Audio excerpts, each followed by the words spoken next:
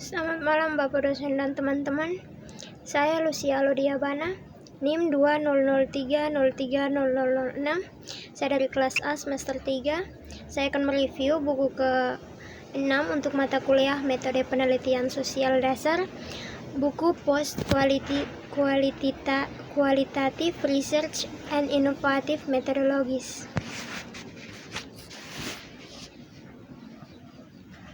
Bab 1. Vitalitas teori dalam inovasi penelitian. Matthew Creel Edward Thomas dan Robin Bellingham. Kesempatan memproduksi tes digunakan untuk menyediakan tempat bagi penulis karir awal untuk melakukan pekerjaan eksperimental yang kaya secara teoritis yang berkontribusi pada percakapan tentang generativitas dan kemungkinan penelitian pasca kualitatif. Karena pengetahuan bukan hanya tentang membuat fakta, tetapi tentang membuat dunia, atau lebih tepatnya, ini tentang membuat konfigurasi duniawi yang spesifik.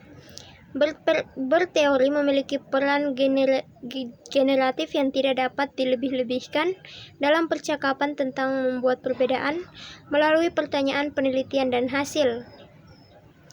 Pengakuan akan peran teori dalam penelitian untuk menempatkan di garis depan pikiran kita sifat pengetahuan yang tidak tetap dan fakta bahwa berteori adalah praktik pembuatan batas yang membatasi dan menghasilkan kategori dan proses pengetahuan.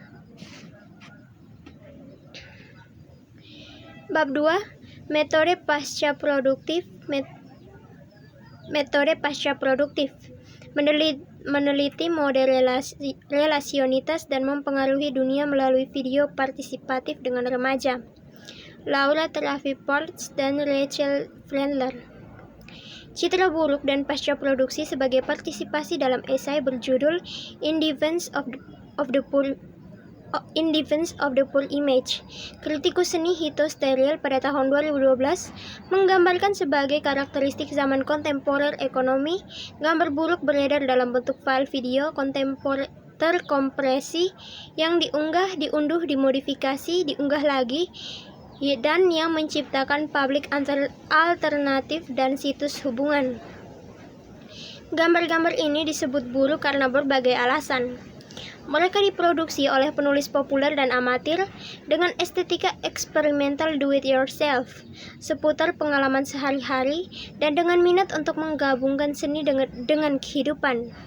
Mereka miskin karena mereka tidak sempurna, diproduksi dengan teknologi yang tersedia untuk rakyat biasa.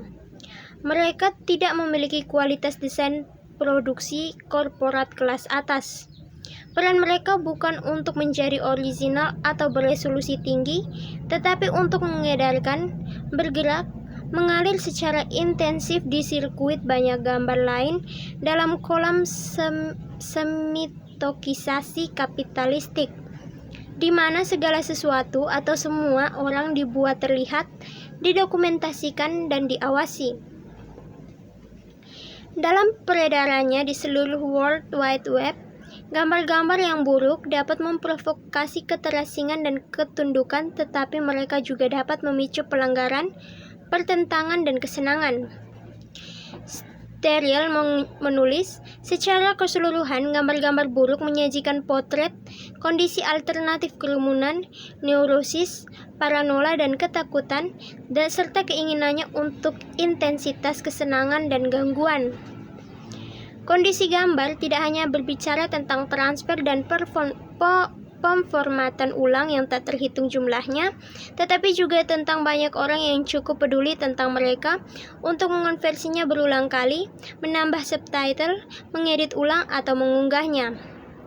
Sterriel melihat peran politik dan imajinatif dari citra buruk tidak datang dari representasi atau kontemplasi, tetapi dari dematerialisasi dan deteritorialisasi, yang memungkinkan rekombinasi dan integrasi mereka dalam rangkaian dan hubungan baru. Peran citra buruk bukanlah untuk memberikan visitabilitas fetisis, tetapi untuk menciptakan ikatan visual antara khalayak yang tersebar yang tidak harus berbagi bentuk solidaritas apapun, tetapi menghubungkan melalui citra dalam pengertian fisik dan dengan kegembiraan bersama penyesuaian afektif dan kecemasannya.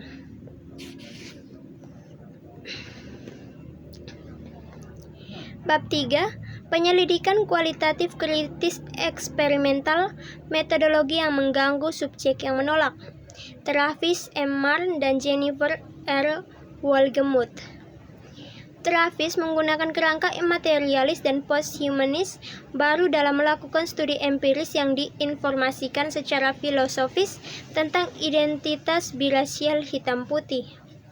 Dalam studinya, Travis mengambil kerangka filosofis materialis baru dan posthumanisme, misalnya Fox dan Aldrich pada tahun 2015, untuk mengkritik dan mengembangkan pemikiran tentang metode kualitatif humanis untuk memungkinkan penjelasan baru tentang identitas birasial yang berbeda dari penelitian sebelumnya. Sebagian besar penelitian kualitatif tentang birasialisme hingga saat ini mengasumsikan rasa diri birasialisme yang terpadu dan stabil dan mengabaikan peran ontologis penting dari metodologi dan metode penelitian dalam instansiasi identitas birasial. Bab 4. Binari yang meresahkan. Penelitian gender dalam pendidikan lingkungan. Catherine Hart dan Enid Gove. Baru-baru ini tujuan pembangunan berkelanjutan dari Agenda 2030 untuk pembangunan berkelanjutan PBB mencapai kesetaraan gender dan memberdayakan semua perempuan dan anak perempuan. Namun, perempuan bersama dengan kelompok terpinggirkan lainnya, sebagai orang-orang yang miskin, rasial, pribumi, aneh, berkemampuan berbeda, dan gemuk, telah diabaikan dalam banyak praktik, teori, dan penelitian pendidikan lingkungan. Seringkali mereka yang menempati subjektivitas atau pemosisian ini dimasukkan ke dalam gagasan orang-orang yang diuniversalkan atau norma dan kompleksitas keberadaan di dunia hilang atau terabaikan. Mereka yang sering merasa terpinggirkan memiliki kontribusi tersendiri bagi pendidikan lingkungan sebagai bentuk perlawanan anti penindasan. Semua kebutuhan harus didahulukan jika manusia, makhluk lain yang lebih dari manusia dan tanah ingin berkembang. Menerapkan teori dan metode penelitian feminis di banyak bidang penelitian pendidikan bukanlah hal baru. Terlepas dari relevansinya yang jelas dalam bidang pendidikan, lingkungan, dan masalah penelitian pendidikan lingkungan dari gender dan pendekatan feminis dan pendekatan yang tidak bermasalah jarang terjadi. Namun, ketika diterapkan, ada pengakuan yang memungkinkan atas ketidakhadiran perempuan dari diskusi yang membingkai lapangan dan dampak kritis lingkungan seperti perubahan iklim terhadap kehidupan perempuan. Hal ini terutama terjadi pada perempuan yang terpinggirkan karena kurangnya pendidikan, kemiskinan, dan ketidakberdayaan, dan diskonstruksi sebagai korban degradasi lingkungan. Analisis ekofeminis muncul dari persimpangan penelitian feminis dan berbagai gerakan untuk keadilan sosial dan kesehatan lingkungan. Bab 5. Rasa malu partisipasi, memikirkan kembali ontologi partisipasi dengan gagap. Ivy Myers. Partisipasi dalam penelitian secara konvensional mengandalkan subjek manusia otonom yang memilih untuk berpartisipasi dalam penelitian mengikuti proses bertujuan. Pemahaman tentang partisipasi dalam penelitian kualitatif dan partisipatif konvensional didefinisikan dan melalui praktik pembuatan batas. Peserta penelitian diasumsikan sebagai subjek manusia yang berdaulat, rasional, menampilkan diri sendiri, terpisah dari peneliti yang mengundang mereka ke dalam upaya partisipatif. Partisipasi secara konvensional dibingkai menurut gagasan demokrasi liberal tentang pengambilan keputusan konsensus dan memiliki suara. Dalam konteks sekolah, suara siswa telah menjadi strategi luas yang diambil oleh sekolah untuk mendorong keterlibatan siswa guru, untuk menghidupkan kembali demokrasi, dan untuk mengubah lembaga melalui siswa atau kemitraan guru. Bab 6, puisi posthumanis dan etnotrop transkorporal hyperkorporal, Robin Bellingham. Dalam upaya untuk memberikan deskripsi singkat yang bermakna tentang pendekatan terhadap istilah posthumanis, ditarik dari diskusi Braidotti tentang posthuman. Posthuman adalah bidang keilmuan transdisipliner dan alat konseptual yang menggambarkan generativitas dan kritik yang bersilangan terhadap humanisme dan antroposentrisme. Ini bertujuan bagaimana kita bisa lebih memahami proses menjadi yang membuat kenyataan termasuk hubungan manusia non-manusia. Bab 7, siapa yang ada di kantor dan di abad mana kita berada? Sebuah penemuan pedagogis. Mary Dixon. Berikut ini adalah eksperimen analitis 2 langkah dalam pertemuan pedagogis. Di sini lubang hitam digunakan sebagai perangkat analitik untuk membedakan peristiwa pembelajaran. Eksperimen kemudian melibatkan pemetaan pedagogis yang dilihat melalui perspektif lubang hitam. Bab ini tidak dimaksudkan untuk memberikan analisis studi doktoral dan supervisi, meskipun terletak di ruang-ruang itu dan beberapa perhatian diberikan padanya. Juga bukan pertemuan di sini dari studi penelitian yang sebenarnya. Perjumpaan-perjumpaan yang dibayangkan ditawarkan untuk menyediakan sebuah situs bagi suatu bentuk baru dari analitis pedagogis. Bab 8, gangguan dan metodologi intensif di reruntuhan kapitalis, Gilles Bazul. Dalam The Career Back Theory of Fiction, Ursula Le Guin berpendapat bahwa cerita perburuan dan pembunuhan telah memungkinkan pembaca untuk membayangkan bahwa kepahlawanan individu adalah inti dari sebuah cerita. Sebaliknya, dia mengusulkan bahwa mendongeng dapat mengambil beragam hal makna dan nilai dan mengumpulkannya bersama-sama seperti pengembara daripada pemburu yang menunggu pembunuhan besar. Dalam cerita semacam ini, cerita tidak boleh berakhir, melainkan mengarah kepada cerita lebih lanjut. Dari perspektif ini, mengumpulkan benang menjadi pekerjaan umum para sarjana dan pendidik. Bukannya proklamasi, moralisasi, pengulangan, dan akhir yang percaya diri. Penelitian terjerat dalam konteks antroposen dapat dilihat sebagai kumpulan materi dan diskursif dengan pintu masuk dan keluar aktual dan virtual. Dilihat dengan cara ini, para sarjana dan peneliti mungkin memilih untuk menggunakan pintu masuk dan keluar ini dengan cara selain dari cara mereka dimaksudkan untuk digunakan, atau membuat yang berbeda. Tetap terbuka untuk berbagai keharusan, keinginan, dan hubungan dapat mengarah pada kemungkinan tak terbatas yang mungkin diambil oleh seorang sarjana, pelancong, atau pendatang.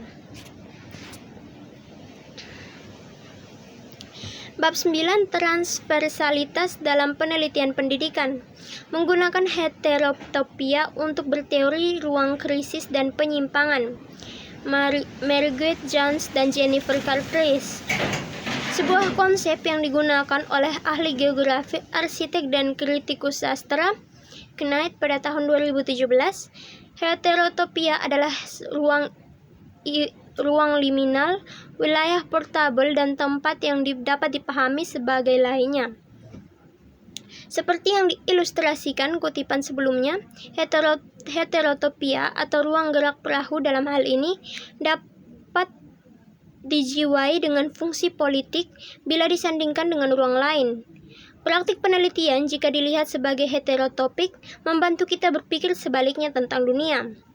Foucault menguraikan dimensi heterotopia yang dapat digunakan sebagai kerangka kerja konseptual untuk mendukung praktik penelitian heuristik yang sangat membantu bagi peneliti karir awal. Penerapan 6 prinsip heterotopik Foucault untuk pendidikan. Ekstrateritorialitas. Heterotopia mengganggu kapasitas mereka untuk normativitas. Menggambar dari konsep heterotopologi, Foucauldian menyediakan pendekatan spasio-temporal untuk digunakan dalam kerangka penelitian teoritis dan konseptual.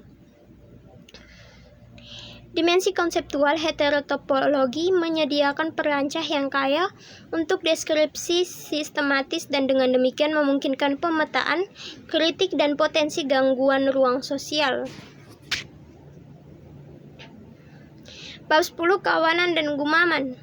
Matthew Creel, Edward Thomas. Kawanan dan Gumaman, proyek awal data yang diambil dari studi percontohan yang melibatkan guru dan siswa dari sekolah menengah di seluruh Australia.